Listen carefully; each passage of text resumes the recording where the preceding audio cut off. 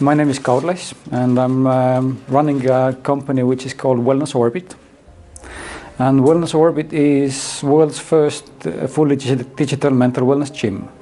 It means that we are doing e-trainings on mental wellness, and it's a proactive approach. It's not so much about secure or reactive help in case you have already a problem, but it's solutions that help you to prevent problems in the first place. But what we actually don't realize is that there are external objects. For example, if you are sitting in a chair, then chair is external object. I am actually external object for you. And there are internal objects. For example, close your eyes and think of something.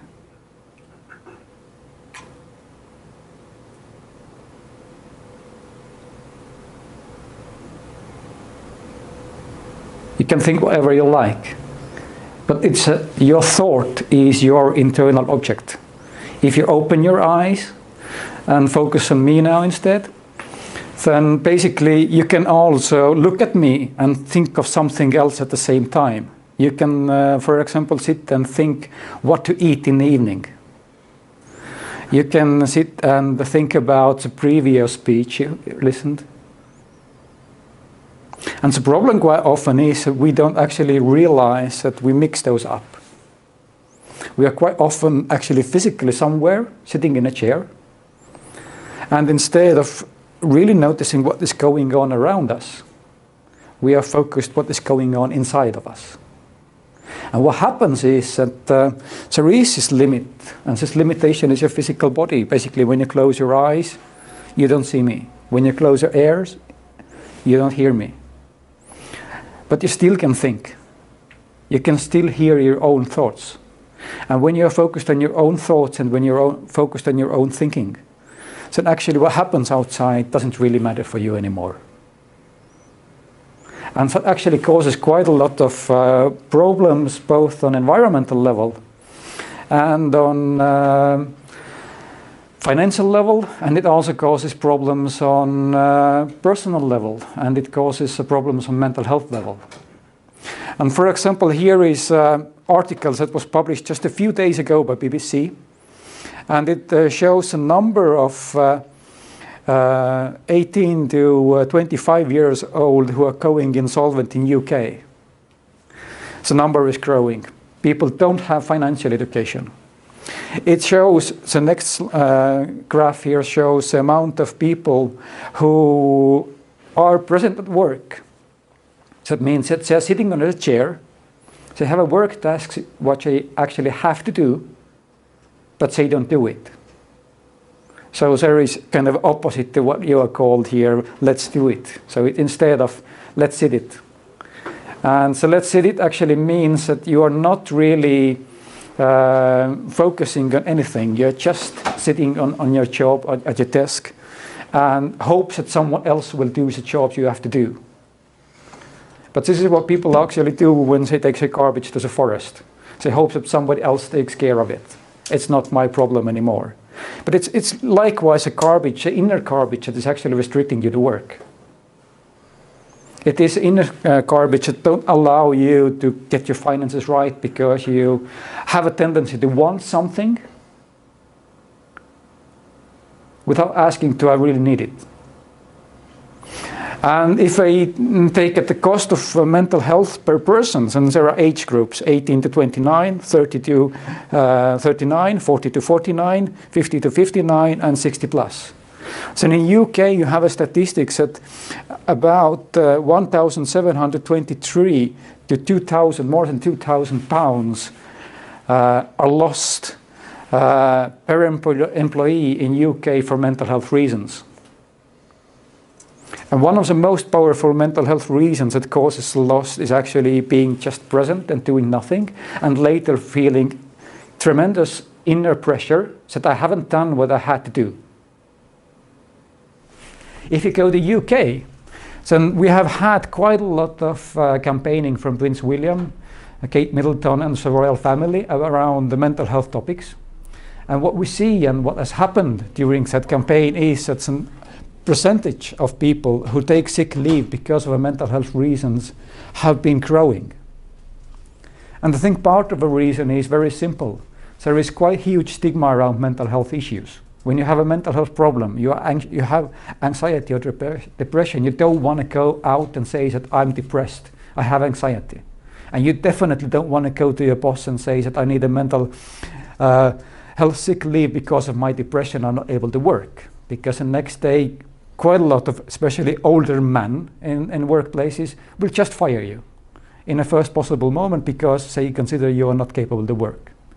But we clearly see that I don't think the amount of problem itself has risen so much.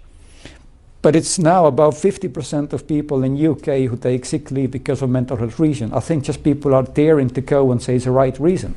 But there is still a huge but, as I said. And the but is here. About 42% of employees who actually take sick leaves don't state mental health problem as a reason for sick leave.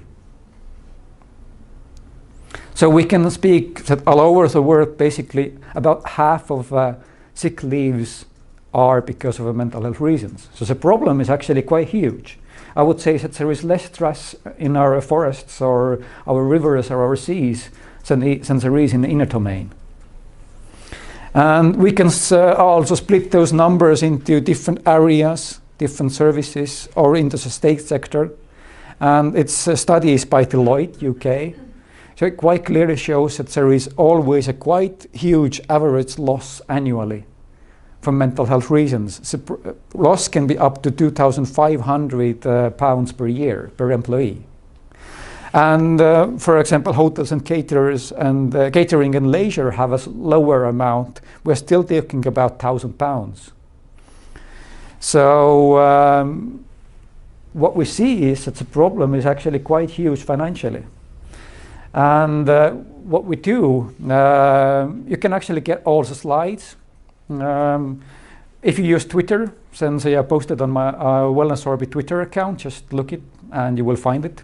Or if you use SlideShare.net and SlideShare.net / Wellness Orbit, and you will find them. But what we do with the mental health is actually very strange. If we feel bad, then we go shopping. And we go shopping and we often use plastic bags. And then those plastic bags end up where? Yeah, in an environment, somewhere in the environment. Or then we buy actually quite a lot of stuff in these fancy calories, so we actually don't need. We buy new clothes because we feel bad. We buy a new phone because old one actually worked well, but we kind of felt bad and wanted to have a better one because somebody else had this new model. And it happens quite often. So I would say that quite a lot of consumerism is actually caused by not understanding your own inner wellness and not understanding what you can do about it. And our founder is actually a psychiatrist. Her name is Dr. Kaur Lass. And she has actually stated quite well that the majority of problems in interpersonal well-being, also professional excellence and interpersonal, exist due to global lack of understanding our own interpersonal functions and interpersonal skills. We just don't have skills to lead the processes within our own mind. And what kind of processes we have in our own mind? For example, there is thinking, there are emotions, and they actually don't play by the same rules. And then you have also awareness. For example, if you close your eyes for a second, again, are you aware that you are sitting on a chair? Of course you are, but you don't see it at the moment, don't you?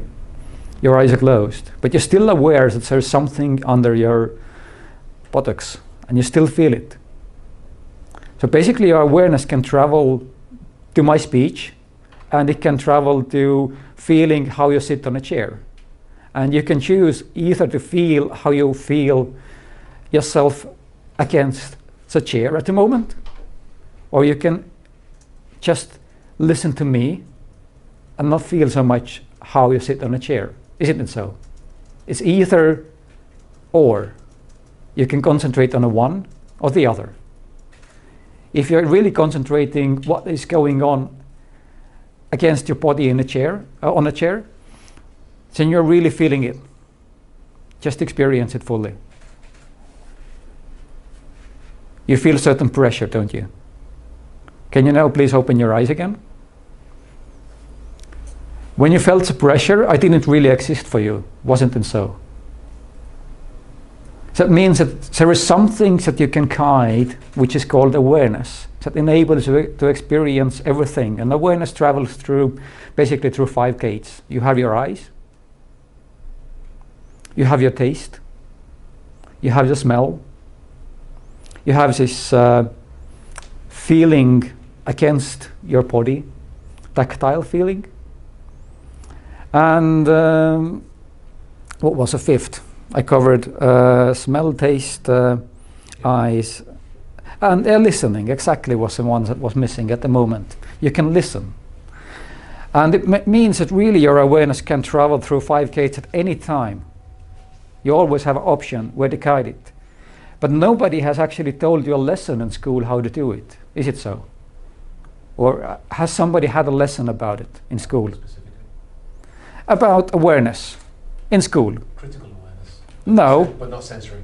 I mean, awareness, being aware about your awareness. Has somebody taught to you in school that kind of a topic? No, exactly. And if you're not really aware where your awareness is, since the problem is that if somebody's coming in from a tour, you have experienced it several times, or she is taking a picture at the moment, then whatever is the strongest note in the room at the moment, for example, when a flash goes off, so the off-going flash actually gets your attention a bit more than my speech, if it's a first and novel event. And that's one of the problems with lack of mental wellness. Your awareness is just jumping around on a monkey mind regime. And it's always caught by novelty.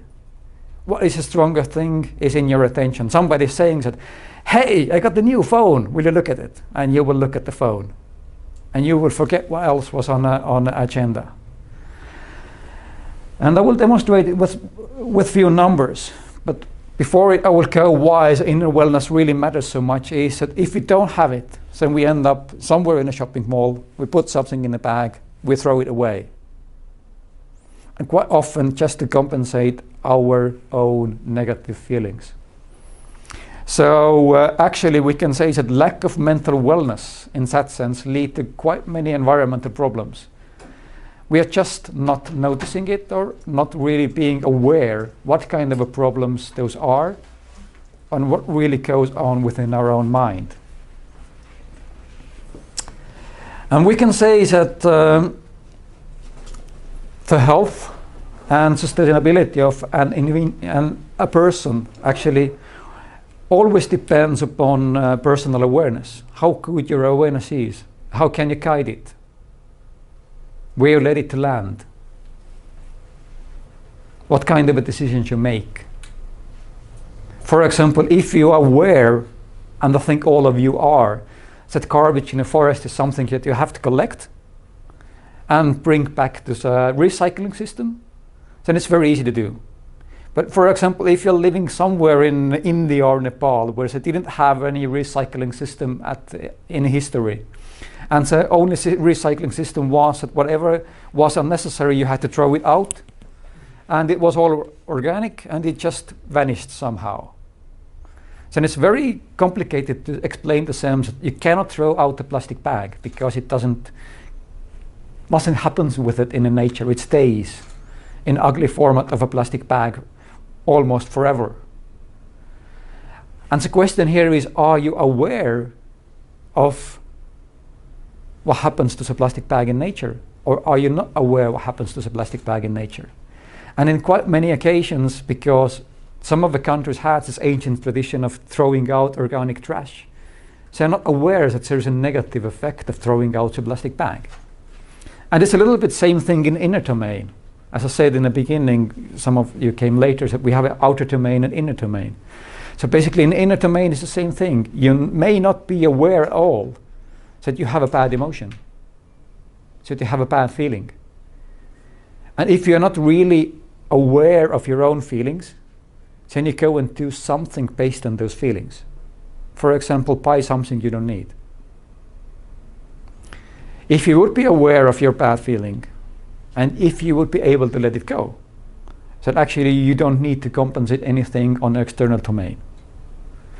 And in that sense, we can say that really the problem is that if we don't understand what is going on in the inner domain, so we actually cause a lot of physical problems in the environment around us.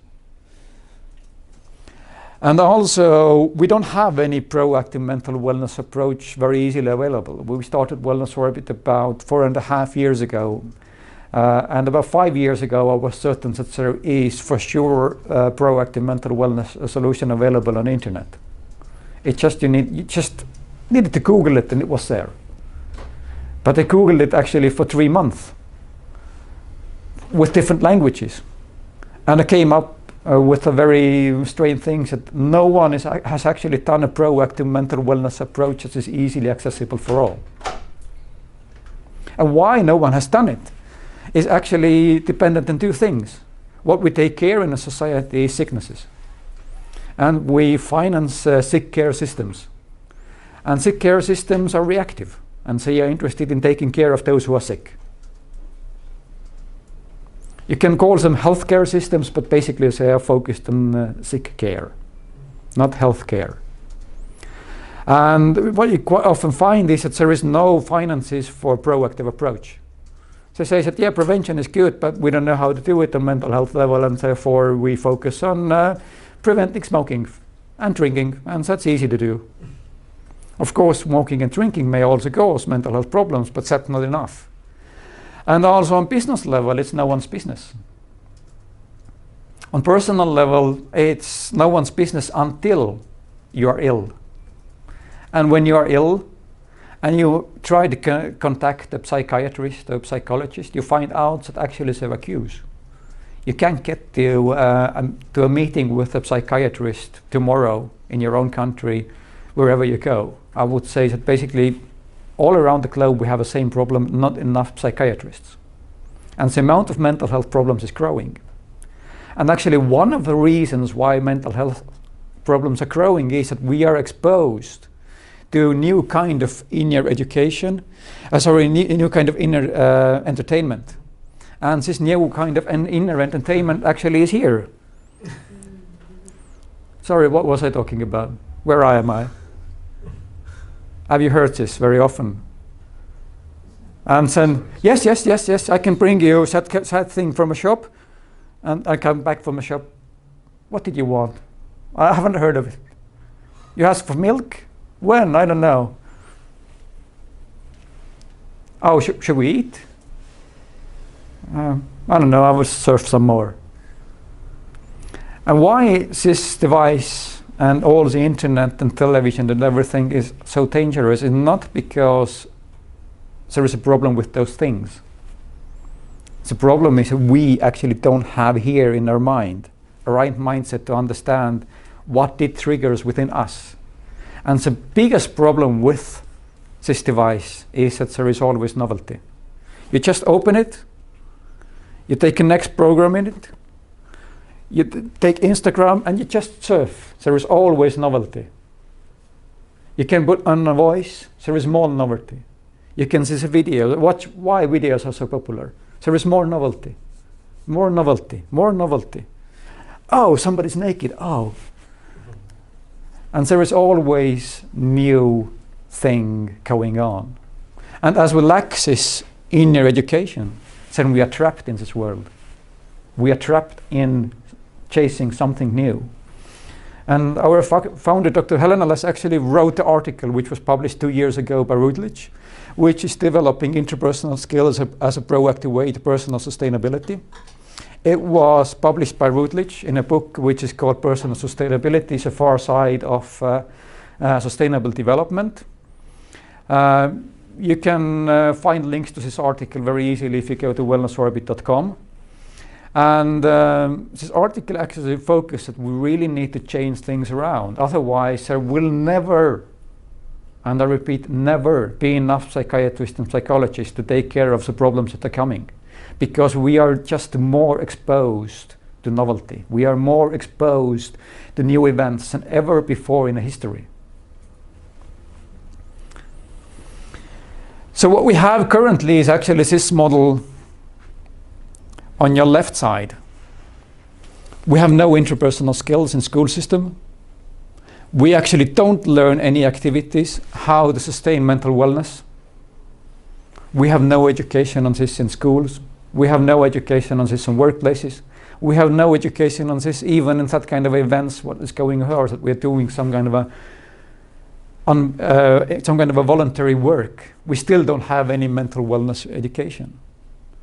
And when you come to a contact with a situation where pressure is growing and growing, then it's very easy to cross a border where actually you end up with a mental health problem that turns into a mental illness. What actually is surprising is that there is basically two kinds of mental illnesses, which I have to also clarify. There are very few people who are born with mental illness, mental health problem. And there actually this approach can do very little. But if we take a majority of a problem, that it comes through stress and burnout and through pressure, then those problems actually we can prevent. And that means that the majority of mental health problems are actually preventable. But the problem is that they develop extremely slowly. For example, people say that I burned out. Well, sorry, burnout doesn't happen overnight. If you are actually feeling well, it doesn't even happen next week or next month. It usually takes months and months or years to build up. But people are not noticing these warning signs. People are not noticing what is the path that develop to this burnout. And for example, if you have already burnout, which is not yet mental illness, but is a mental wellness problem, then burnout actually has about 86% overlap with depression, and depression is mental illness. So basically you can say that if you have a burnout, and it's a serious clinical burnout, then you most probably will get depression. People who have very high stress levels get anxious, and just being a little anxious is not yet illness. But anxiety is illness. So it's very easy to cross a line, but crossing it is actually a very long process. So currently we have this process going on in a society, and what happens is that we kind of drown. We feel that we are out of a boat, we are left alone. And then we hope that there is something magical, a pill that we can take, that will fix us tomorrow. But I have a very bad news for you. As modern psychiatry lacks that kind of a pill. Most of psychiatric treatment actually is based on combination of different pills. And they change it during the period where you're getting better, according to what happens. That's why you have to meet psychiatrist on a regular basis, every month at least once, so that she can follow what is the process. And this process can take several years. 5, 7, 10, and sometimes you don't even get as well as you were before. So our question was, as Dr. Lass was working in a psychiatric hospital, where actually you need to do something different. And it's definitely too late when you have mental illness. So the thing comes down to actually having a good interpersonal education, understanding your own inner processes.